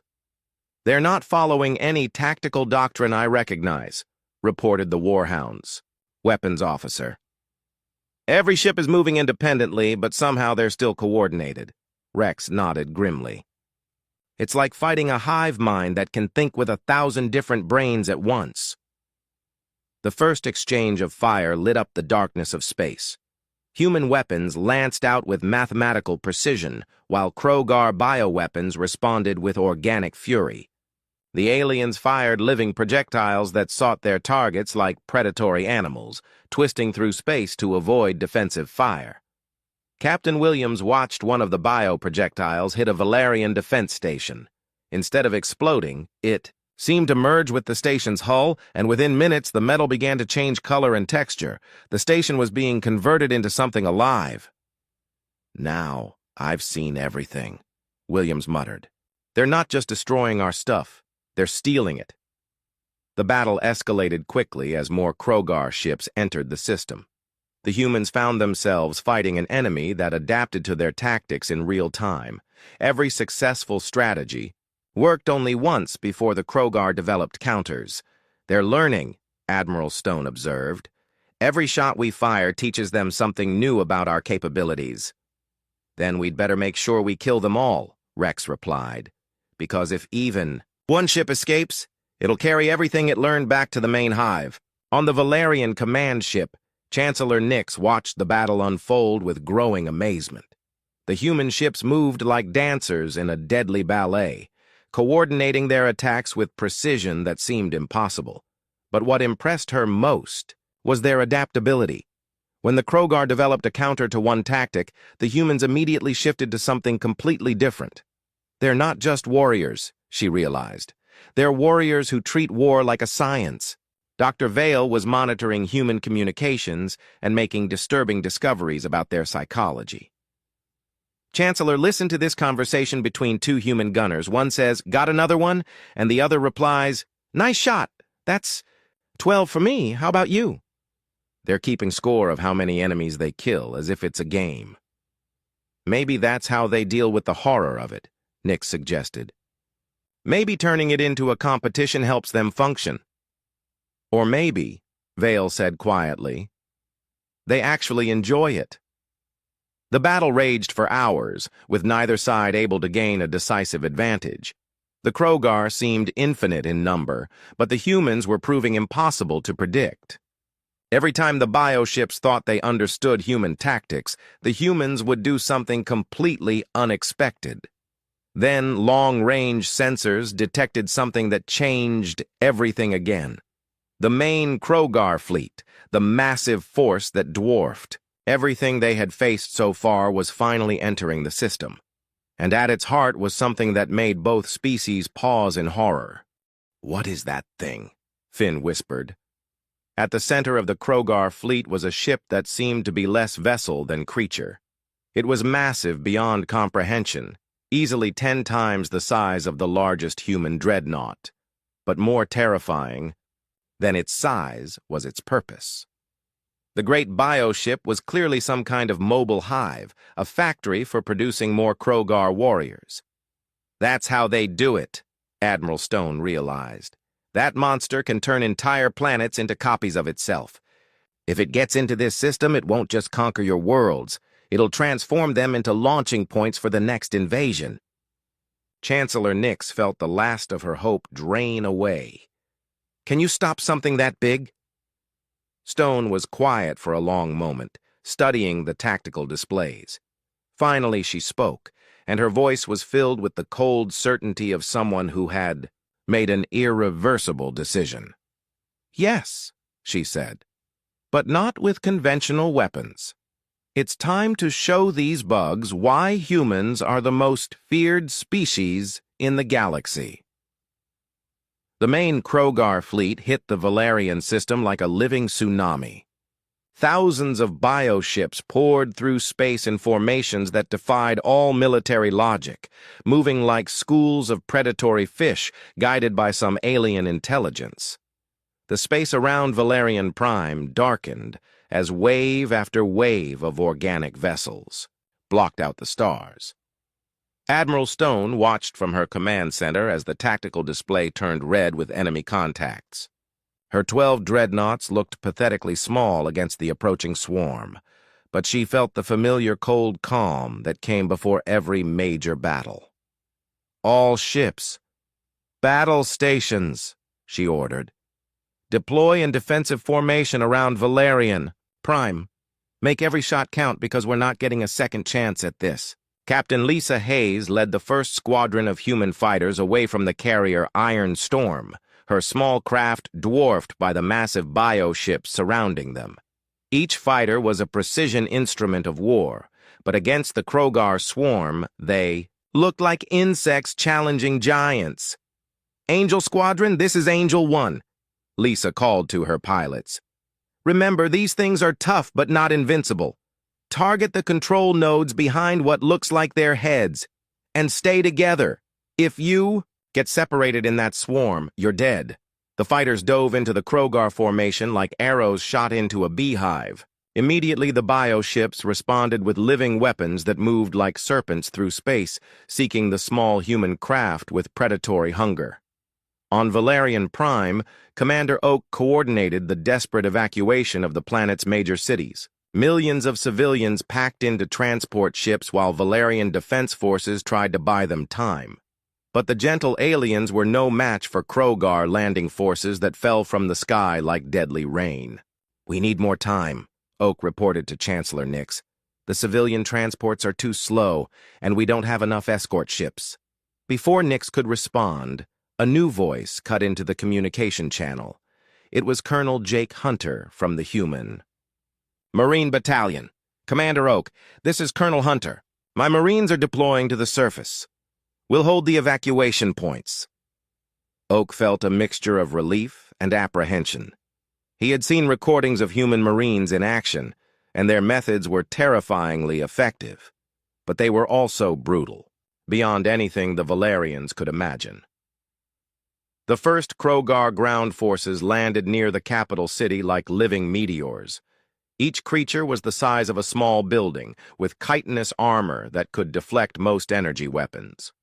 They moved with insect-like coordination, spreading out to surround the evacuation sites. Hunter's Marines met them with weapons that violated several galactic warfare conventions. Human soldiers carried guns that fired explosive rounds designed to penetrate organic armor, flamethrowers that burned at temperatures hot enough to melt steel, and chemical weapons that could dissolve chitin in seconds. Light them up, Hunter shouted as his Marines opened fire on the approaching Krogar. Remember, these bugs don't take prisoners, so don't give them any mercy. The Valerian civilians watched in horrified fascination as the humans fought with a savagery that matched their enemies. When conventional weapons failed to stop a Krogar warrior, the Marines simply escalated to more extreme measures. They used captured Krogar bioweapons against their former owners, turned abandoned Valerian buildings into improvised bombs, and deployed tactics so ruthless that even the battle-hardened Krogar seemed taken aback. In space, the battle was growing, increasingly desperate. The human fleet was holding its formation, but barely. Every minute brought new waves of Krogar bioships, and the aliens were learning from each engagement. Captain Morrison watched his weapons officer struggle to target a Krogar cruiser that seemed to anticipate every shot. "They're adapting faster than we can change tactics," Rex reported to Admiral Stone. "Whatever controls their hive mind is smarter than we thought." "Then we stop fighting smart," Stone replied. "All ships switch to pattern chaos, random targeting, random movement, random weapon selection. If we can't outthink them, we'll out-crazy them." The human fleet suddenly began moving in ways that made no tactical sense. Ships broke formation without orders, fired at targets chosen seemingly at random, and used weapons combinations that no military academy would ever teach. It was madness, but it was human madness, and the Krogar hive mind couldn't predict chaos. The strategy worked for exactly 7 minutes. Then the Krogar adapted again, learning to counter even human unpredictability. Worse, the massive hive ship at the center of their fleet had finally moved close enough to begin its real work. Dr. Maya Foster watched from her laboratory aboard. The flagship as the Krogar hive ship extended massive organic tendrils toward Valerian Prime. Each tendril was kilometers long and pulsed with alien life. When they touched the planet's atmosphere, they began releasing clouds of spores that would transform the world's ecosystem into something suitable for Krogar reproduction. "Admiral," Maya called, her voice tight with urgency. "The conversion process has begun. If those spores reach the surface, the entire planet will be transformed within hours." Stone studied the tactical display with growing desperation. Her fleet was holding the line, but just barely. The Krogar seemed to have infinite reinforcements, while every human ship was taking damage that couldn't be repaired in time. "How long until the planet is completely converted?" she asked. 6 hours at most," Maya replied. "Less if they accelerate the process." Stone made the hardest decision of her military career. "All ships, prepare to implement Protocol 7. The communication channel fell silent. Every human officer knew what Protocol 7 meant, and most had hoped they would never have to use it. It was humanity's most closely guarded military secret, a weapon so devastating that its existence violated every galactic warfare treaty ever signed. "Admiral," Captain Morrison's voice was carefully controlled, "are you sure about this? Once we activate Protocol 7, there's no going back." "The Krogar have made this choice, not us," Stone replied. "They want to turn this system into a breeding ground for their next invasion. We're going to make sure that doesn't happen." In her laboratory, Maya began the activation sequence for weapons that should never have been built. Hidden throughout human space were stealth ships equipped with AI systems designed for one purpose: the complete eradication of specific biological threats. The weapons were so intelligent and so thorough that they could pursue their targets across multiple star systems if necessary. "Protocol 7 activation confirmed," Maya reported. "AI hunter-killer units are responding. Estimated arrival time: 4 hours. Chancellor Nix listened to the human communications with growing alarm. "Admiral Stone, what exactly is Protocol 7? Stone's response was brutal in its honesty. "It's genocide, Chancellor. Perfectly targeted, completely thorough genocide. We built it to deal with threats that conventional weapons couldn't handle. But the Krogar are spread across dozens of star systems. How can you possibly—" "The AI systems are programmed to follow Krogar biosignatures wherever they lead," Stone explained. "They'll hunt down every Krogar ship, every Krogar world, every Krogar breeding facility. When they're done, the Krogar species will be extinct." The moral implications hit Nix like a physical blow. She was witnessing the deliberate extinction of an entire species. It didn't matter that the Krogar were monsters who consumed other worlds. The idea of complete annihilation seemed beyond evil. "There has to be another way," she pleaded. "Show me one," Stone replied coldly. "Show me how to negotiate with creatures that have no interest in anything except consumption and reproduction. Show me how to reason with a hive mind that sees every other species as raw material." The battle raged for another 3 hours while The Protocol 7 units made their way toward the system. The human fleet was down to 8 operational ships, and the Valerian worlds were on the verge of complete conversion. Krogar spores had reached the surfaces of 4 planets, and the transformation process was accelerating. Then space itself seemed to tear open as the AI hunter-killer ships arrived. They were unlike anything either species had ever seen. Each ship was small, sleek, and completely automated. They moved through space with mechanical precision, ignoring everything except their Krogar targets. When they found a Krogar bioship, the result was not an explosion, but something far more disturbing. The AI weapons didn't destroy the Krogar vessels. They infected them. Each hunter-killer released clouds of nanoscale machines that invaded the bioships and began rewriting their genetic code. Within minutes, the massive alien vessels simply fell apart at the molecular level, dissolving into harmless organic compounds. "My God," whispered Captain Hayes as she watched a Krogar dreadnought the size of a city simply crumble to dust. "What have we built?" The effect spread through the Krogar fleet like a plague designed by a mad scientist. Ship after ship dissolved, as the AI weapons found new targets and adapted their attack methods. The Great Hive ship at the center of the fleet lasted longer than the others, but even its massive bio-armor couldn't resist weapons that attacked at the cellular level. In less than an hour, the entire Krogar invasion force was gone. Thousands of bioships that had seemed invincible simply ceased to exist, leaving only clouds of organic debris floating through space like cosmic dust. But the AI systems weren't finished. Long-range sensors detected them leaving the system, following Krogar biosignatures back toward the species' home territories. They would continue their hunt until every trace of Krogar existence had been eliminated from the galaxy.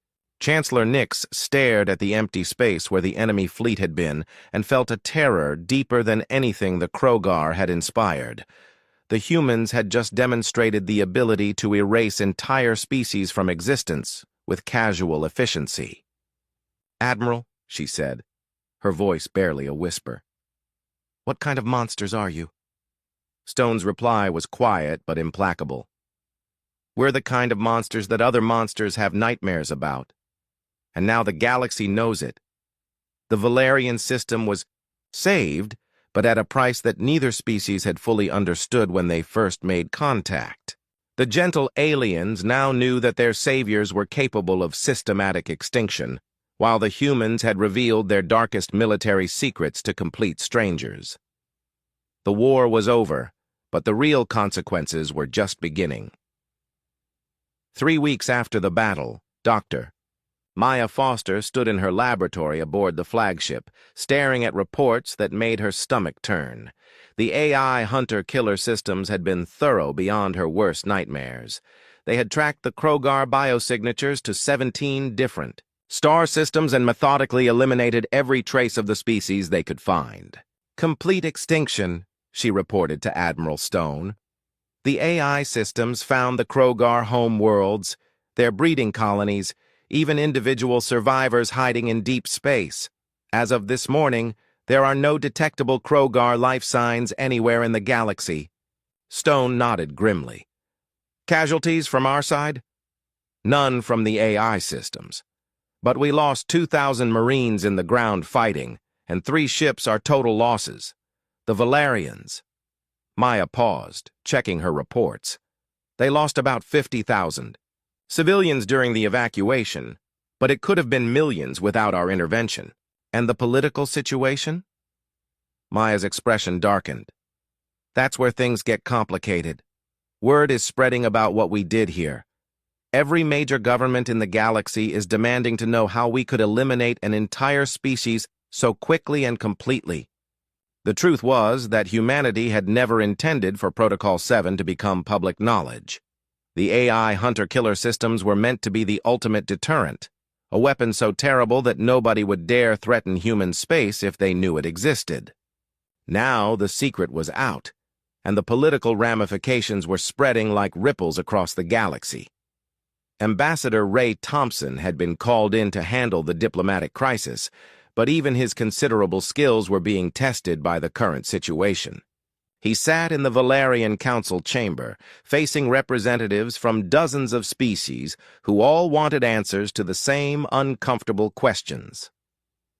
"Ambassador Thompson," said the Altarian delegate, her crystalline features reflecting the chambers. "Lights like a prism. Your species has just demonstrated the ability to commit genocide with mechanical precision. How are we supposed to trust you with that kind of power?" Ray had been expecting this question, but it still made him uncomfortable. The Krogar were an existential threat to multiple civilizations. They had already destroyed 12 Valerian worlds and showed no signs of stopping. "We used the minimum force necessary to end the threat permanently." "Minimum force?" The Zentani representative's voice was a low growl that expressed his species' outrage. "You erased an entire species from existence. How is that minimum anything?" "Because..." "The alternative was worse," Ray replied calmly. "The Krogar reproductive cycle meant that any survivors would eventually rebuild their forces and continue their expansion. Half measures would have only delayed the inevitable." Chancellor Nix sat at the head of the council table, still struggling, with her own conflicted feelings about what had happened. The humans had saved her people, but the method they had used horrified her on a fundamental level. She had spent sleepless nights wondering if accepting human protection meant becoming complicit in genocide. "Ambassador," she said quietly, "I understand why you did what you did. But the manner of it, the complete extinction, surely there could have been some other way." Ray looked at her with something that might have been sympathy. "Chancellor, let me ask you a question. If you had the power to prevent the Krogar from ever threatening anyone again, would you use it?" "Yes, but not like this. Not extinction." "Then tell me how." The Krogar had no interest in negotiation, no concept of mercy, and a biological imperative to consume other species. They were what humans call a cancer, something that grows and spreads and destroys everything it touches. You don't negotiate with cancer. You eliminate it completely, or it kills the patient. The debate had been raging for days, both in the Valerian Council chambers and in similar meetings across the galaxy. Meanwhile, the practical consequences of humanity's actions were becoming apparent in ways nobody had anticipated. Elder Quinn, the oldest member of the Valerian Council, had been studying the economic implications of the Krogar extinction. Her findings were as disturbing as they were unexpected. The Krogar controlled 17 star systems with significant mineral wealth, she reported. Their elimination has created a power vacuum that every major government wants to fill. We're on the verge of a galaxy-wide conflict over the former Krogar territories. "That's not our problem," Ray replied, but he knew it wasn't that simple. Humanity had triggered a crisis that could destabilize the entire galactic political structure. In the human fleet, similar discussions were taking place among the military leadership.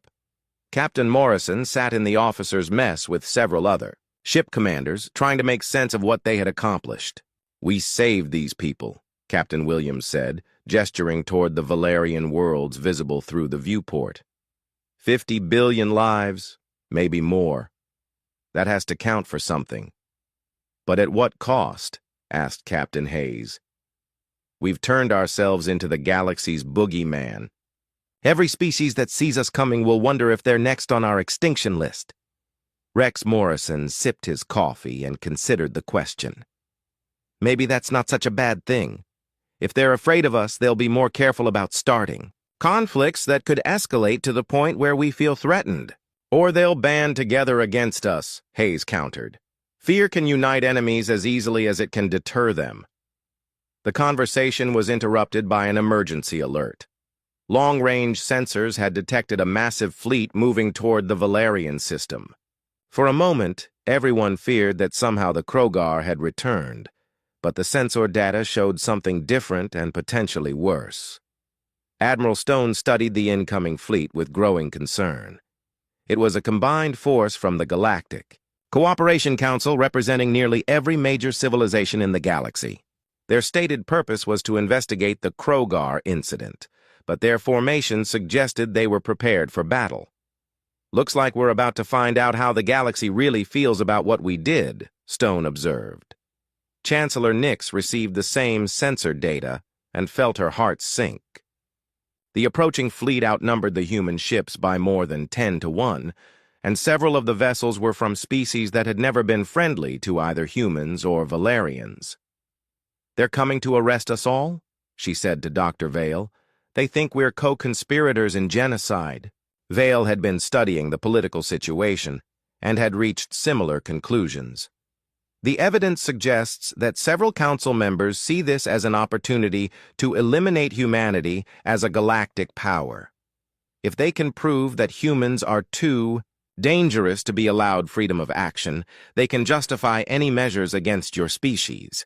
The approaching crisis forced both humans and Valerians to confront an uncomfortable truth. Their alliance had been born from necessity, but now it might be their only hope for survival in a galaxy that feared them both. Ambassador Thompson met with Admiral Stone and Chancellor Nix in an emergency conference to discuss their options. The political situation was deteriorating rapidly, with former allies distancing themselves from both species and neutral parties, calling for sanctions. "We have 3 choices," Ray explained. "We can surrender to the Council fleet and hope for a fair trial we can run and spend the rest of our existence as galactic outcasts. Or we can fight. Fighting would only prove their point about us being dangerous," Stone said. "We are dangerous," Ray replied. "The question is whether we're more dangerous as enemies than as allies." Nix listened to the discussion with growing amazement. The humans were calmly discussing the possibility of going to war with the entire galaxy as if it were just another tactical problem to solve. "There is a 4th option," she said quietly. "We could offer to share what we learned from this experience.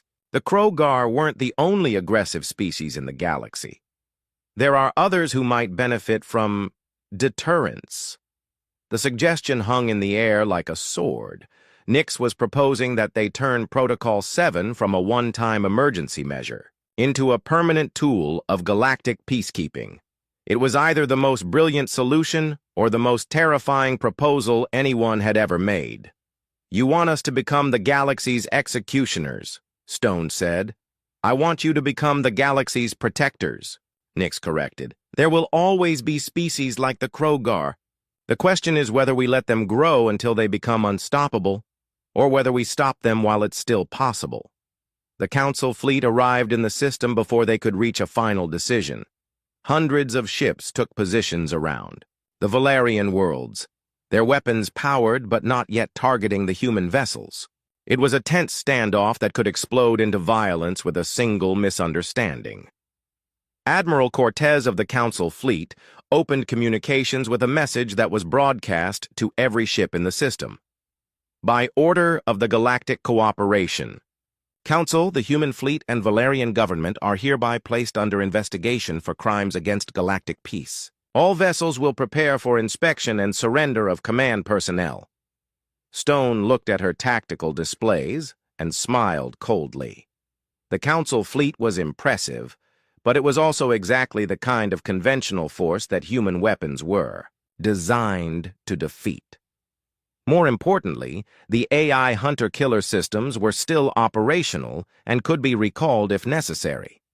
"Admiral Cortez," Stone replied, "I'm afraid that won't be possible. My fleet is operating under the authority of the Terran Defense Force, which doesn't recognize Council jurisdiction over human military operations. Then you are in violation of galactic law and will be treated as hostile forces." The threat was clear, but Stone had dealt with bigger bullies than the Galactic Council. "Admiral, let me save you some time. If you want to arrest us, you'll have to fight us. If you want to fight us, you'll lose. If you want to avoid unnecessary casualties, I suggest you reconsider your approach." What followed was the strangest negotiation in galactic history. The Council fleet had come expecting to intimidate a small human force into surrender, but instead found themselves facing opponents who seemed genuinely unconcerned about being outnumbered. The humans' casual confidence was more unsettling than any threat. After 3 days of tense discussions, a compromise was reached.